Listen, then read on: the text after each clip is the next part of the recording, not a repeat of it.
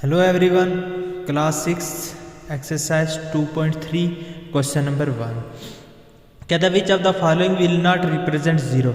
इसमें से हमारे पास ए बी सी और डी पार्ट दिए गए हैं, ए और बी ये हमारे पास सी और डी ये। तो कहता है इसमें से बताओ कौन सा हमारे पास जो फॉलोइंग हमारे पास नीचे पार्ट दिए गए हैं इनमें से कौन सा जो है वो रिप्रेजेंट नहीं कर रहा, जीरो रिप्रेजेंट नहीं कर रहा।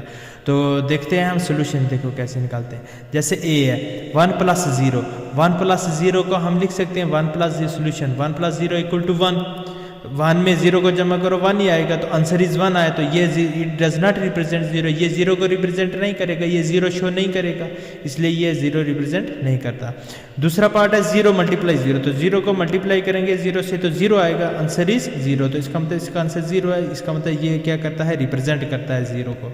इसी तरह तीसरा पार्ट है हमारे पास 0 / 2, तो 2 से हम डिवाइड करेंगे 0 को तो हमारे पास 0 ही आएगा, तो इसका मतलब answer is 0, so it represent 0। इसका मतलब ये क्या रिप्रेजेंट करता है, 0 को रिप्रेजेंट करता है। फिर डी पार्ट कहता है 10 - 10 / 2, 10 - 10 / 2, तो 10 में से 10 में हमने 10 में से 10 ही माइनस कर दिया, हमारे पास कितना आएंगे 0। 0 / 2 किसके बराबर होगा, 0, इसका मतलब आंसर 0 होगा, सो ये रिप्रेजेंट 0। इसका मतलब 3 पार्ट हमारे पास 0 रिप्रेजेंट कर रहे हैं और एक पार्ट जो है हमारे पास वो रिप्रेजेंट 0 नहीं कर रहा है। लेकिन क्वेश्चन में भी हमने ये बताना which of the following will not represent 0, इसमें से कौन से पार्ट ए बी और सी डी में से जो हमारे 0 रिप्रेजेंट नहीं कर रहे। तो इसका मतलब पहला ए पार्ट जो है वो हमारा 0 रिप्रेजेंट नहीं कर रहा, उसके बाद बी सी और डी तीनों रिप्रेजेंट कर रहे हैं 0। So only option A does not represent 0, so answer is a. उसके बाद क्वेश्चन नंबर 2 है हमारे पास।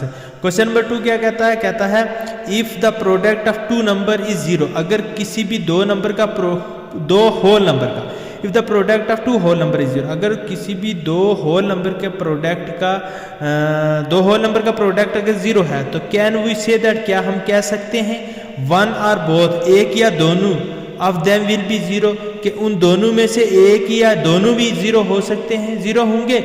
जस्टिफाई थ्रू एग्जाम्पल, एग्जाम्पल के थ्रू जस्टिफाई करो। तो जैसे हमने ये एग्जाम्पल लिया सोल्यूशन, तो यहाँ पे एक भी 0 हो सकता है और 2 भी 0 हो सकते हैं, एक डिजिट भी 0 हो सकता है, 2 डिजिट भी 0 हो सकते हैं, एक नंबर भी 0 हो सकता है, 2 नंबर भी 0 हो सकते हैं, ठीक है। जैसे 2 को मैंने एक नंबर 0 से मल्टीप्लाई किया तब भी 0 आया।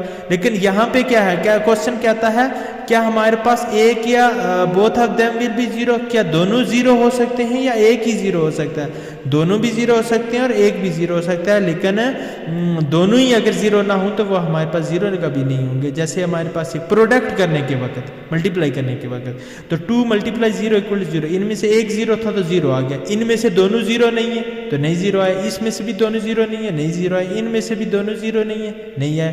ये 2 को 1 से मल्टीप्लाई किया, 2 को 2 से 4, 2 को 3 से किया 6, तो यहाँ पे आंसर 0 आया। 1 ही 0, अगर 1 0 है तो आंसर 0, तो यहाँ पे दोनों में से एक भी 0 नहीं है तो आंसर 0 नहीं है। यहाँ पे दोनों 0, 0 × 0, तो दोनों 0 है तो answer is 0 if both of number are 0। इसका मतलब 10 प्रोडक्ट इज 0 इफ 1 और बोथ नंबर आर 0, ठीक है।